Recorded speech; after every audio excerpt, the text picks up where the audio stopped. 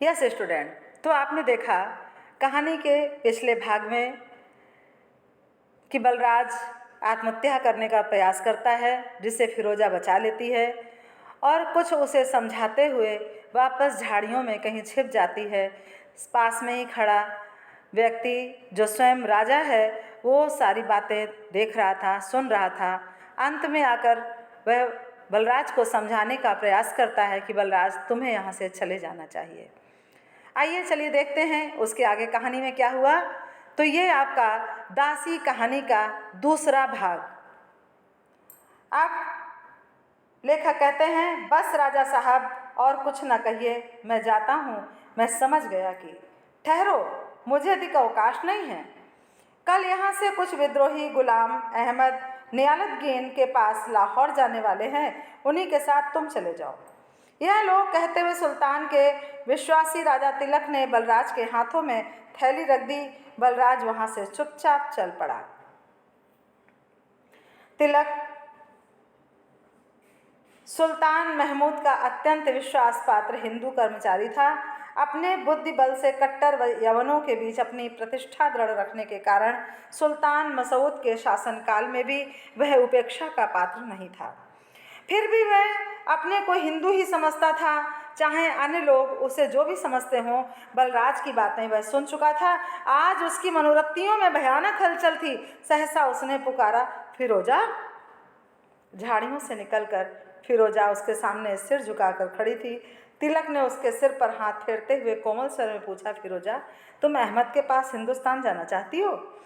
फिरोजा के हृदय में कंपन होने लगा। वह कुछ न बोली। तिलक ने कहा, डरो मत, साफ साफ कहो। अब आगे क्या हुआ, आइए देखते हैं। क्या अहमद ने आपके पास दीनारें भेज दी?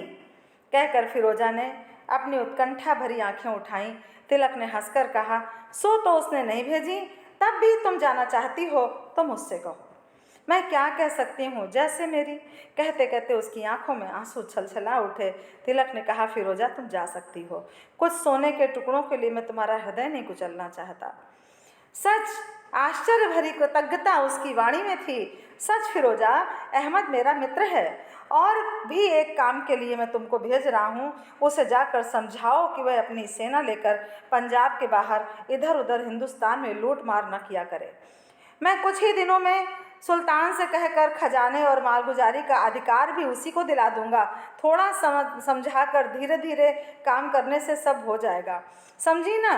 दरबार में इस पर गर्मा गर्मी है कि अहमद की नीयत खराब है। कहीं ऐसा ना हो कि मुझी को सुल्तान इस काम के लिए भेजें।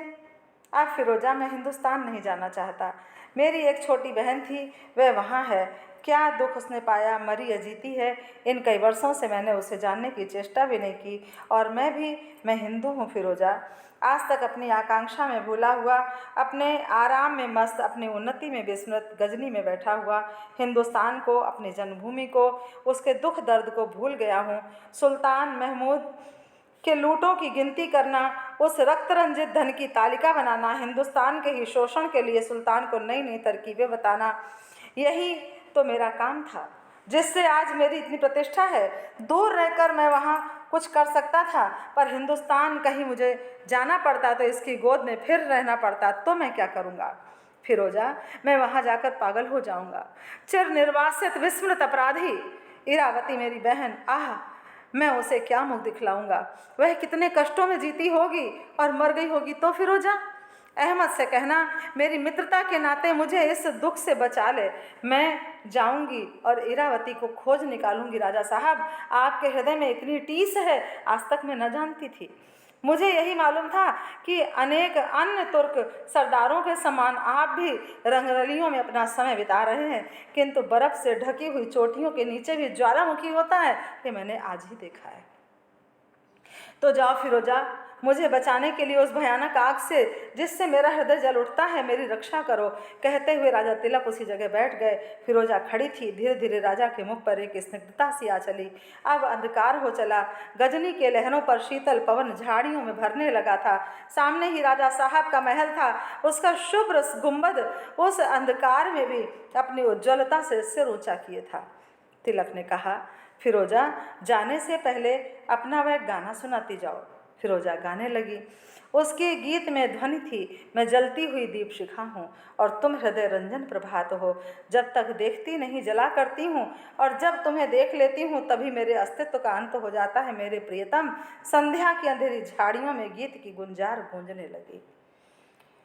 यदि एक बार उसने फिर देख पाता, पर यह होने को नहीं। निष्ठुर नियति, उसकी पवित्रता पंकिल हो गई होगी, उसकी उज्ज्वलता पर संसार के काले हाथों ने अपनी छाप लगा दी होगी।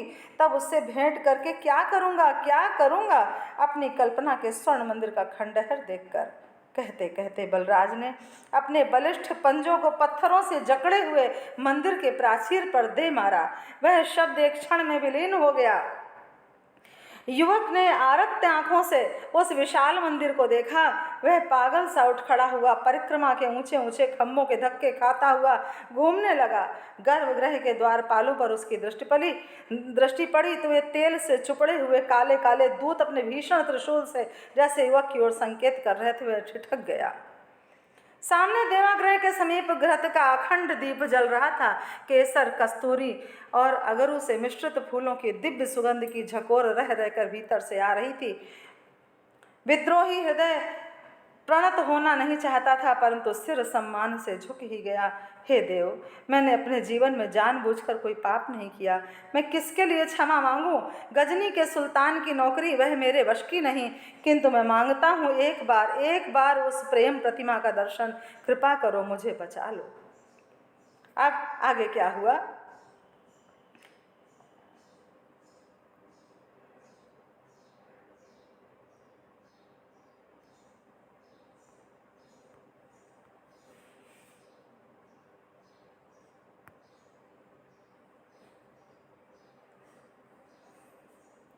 प्रार्थना करके युवक ने सिर उठाया ही था कि उसे किसी को अपने पास से खिसकने का संदेह हुआ। वो घूम कर देखने लगा। एक स्त्री कौशे वसन पहने, हाथ में फूलों से सजी डाली लिए चली आ रही थी। युवक पीछे पीछे चला। परिक्रमा में एक स्थान पर पहुंचकर उसने संदिग्ध स्वर में पुकारा, इरावती। वह स्त्री घूमकर खड़ी हो गई। बलराज अपने दोनों हाथ पसार कर उसे आलिंगन करने के लिए दौड़ा। इरावती ने कहा, ठहरो। बलराज ठिठक कर अपने उसकी गंभीर मुखाकृति को देखने लगा। उसने पूछा, क्यों इरा? क्या तुम मेरी वाग्दत्ता पत्नी नहीं हो? क्या इस लोगों की वह निवेदी के सामने परिणय नहीं होने वाला था क्या? हाँ, होने वाला था, किंतु हुआ तो नहीं न बलराज। तुम मेरी रक्षा नहीं कर सके। मैं आतताई के हाथों से कलंकित हो गई। फिर तुम्हें मुझे पत्नी के रूप में कैसे ग्रहण करोगे? तुम वीर पुरुष हो, तुम्हारे पुरुषार्थ के लिए बहुत से महत्वाकांक्षाएं हैं, उन्हें खोज लो। मुझे भगवान की शरण में छोड़ दो। मेरा जीवन अनुताप की ज्वाला से झुलसा हुआ मेरा मन अब स्नेह के योग्य नहीं। प्रेम की, पवित्रता की परिभाषा अलग है। इरा, मैं तुमको प्यार करता हूँ।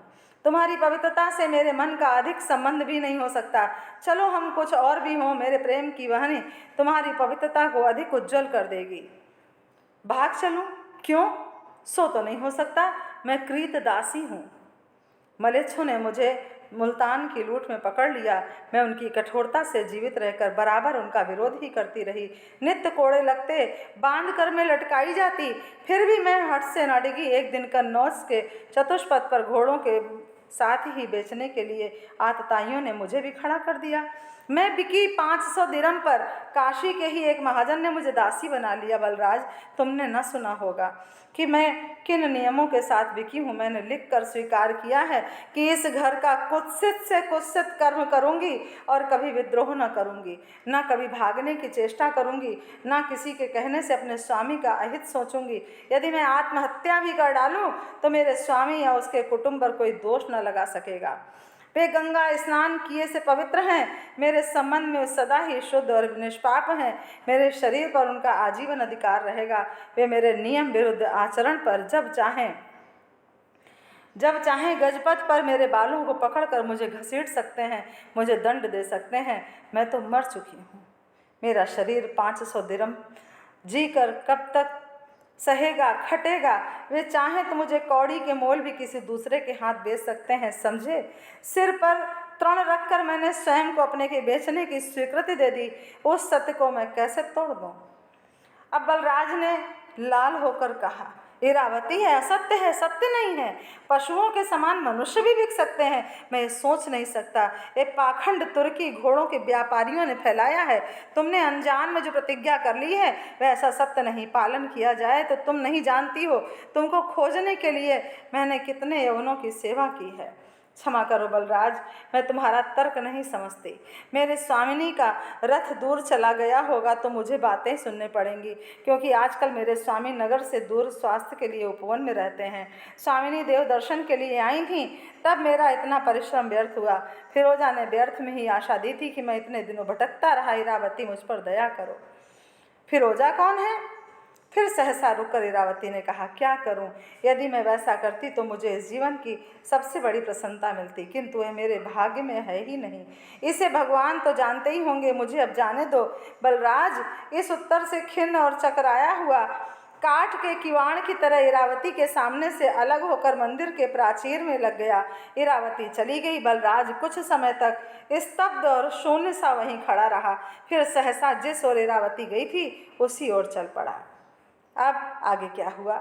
युवराज कई दिन तक पागलों सा धनदत्त के उपवन से नगर तक चक्कर लगाता रहा। भूख प्यास भूलकर इरावती को एक बार फिर से देखने के लिए विकल था, किंतु वह सफल न हो सका। लेकिन आज उसने निश्चय किया था कि वह काशी छोड़कर चला जाएगा। वह जीवन से हताश होकर काशी के प्रतिष्ठान जाने वाले पथ पर चलने लगा। उसकी पहाड़ के ढोके की काया कि असुर सा बल होने का अनुमान करते निर्जीव सी प्रतीत हो रही थी। अनाहार से उसका मुख विकर्ण था। वह सोच रहा था कि उस दिन विश्वनाथ के मंदिर में न जाकर मैंने आत्महत्या क्यों न कर ली। वह अपने उधेड़ बुन में बुन रहा था, चल रहा था, न जाने कब तक चलता रहा। वह चौंक उठा जब किसी के डांटने का शब्द सुनाई पड़ा। देख कर नहीं चलता। बलराज ने चौंक कर देखा अश्वारोहियों की लंबी पंक्ति, जिसमें अधिकांश अपने घोड़ों को पकड़े हुए पैदल ही चल रहे थे। वे सब तुर्क थे। घोड़ों के व्यापारी से जान पड़ते थे। गजनी के प्रसिद्ध महमूद के आक्रमणों का अंत हो चुका था। मसूद सिंहासन पर था। पंजाब तो गजनी के सेनापति नियालतगीन के शासन में था। अब मध्य प्रदेश में भी तुर्क व्यापारी अधिकतर व्यापारिक प्रभुत्व स्थापित करने के लिए प्रयत्न कर रहे थे। वह राह छोड़कर हट गया। अश्वारोही ने पूछा, बनारस कितनी दूर होगा? बलराज ने कहा, मुझे नहीं मालूम। तुम तो भी उधर से ही चले आ रहे हो और कहते हो मुझे नहीं मालूम। ठीक ठीक बताओ, नहीं तो क्या मैं तुम्हारा नौकर हूँ? कहकर आगे बढ़ने लगा। अकस्मात पहले अश्वारोही ने कहा, पकड़ लो इसको। कौन? नियालतगीन। सहसा बलराज चिल्ला उठा, अच्छा ये तुम ही बलराज हो। ये तुम्हारा क्या हाल है? क्या सुल्तान की सरकार में अब तुम काम नहीं करते हो? नहीं, सुल्तान मसूद का मुझ पर विश्वास नहीं। मैं ऐसा काम नहीं करता जिसमें संदेह मेरी परीक्षा लेता रहे। किंतु तुम लोग इधर? सुना है बनारस एक सुंदर और धनी नगरी है। और क्या? कुछ नहीं, देखने चला आया हूँ। काजी नहीं जाता कि कन्नौज के पूरब भी कुछ हाथ पैर बढ़ाया जाए।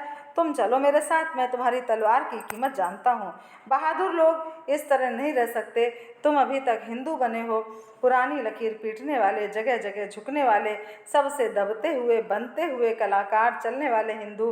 क्यों, तुम्हारे पास क्या बहुत सा कूड़ा कचरा इकट्ठा हो गया है? अब उनका पुरानेपन का लोभ भी मैं तुमको फेंकने नहीं देता। मन में नयापन और दुनिया का उल्लास नहीं आने पाता। इतने दिन हम सब लोग साथ रहे और फिर भी। अब बलराज सोच ही रहा था कि इरावती का सूखा व्यवहार, सीधा साधा उत्तर। क्रोध से अपना होंठ चबाने लगा। नियालतगीन बलराज को परख रहा था। उसने कहा, तुम कहाँ हो? बात क्या है? ऐसा बुझा हुआ मन क्यों है? अब इसके आगे उसने क्या उत्तर दिया, आइए देखते हैं अगली वीडियो में। Okay class, thank you everyone.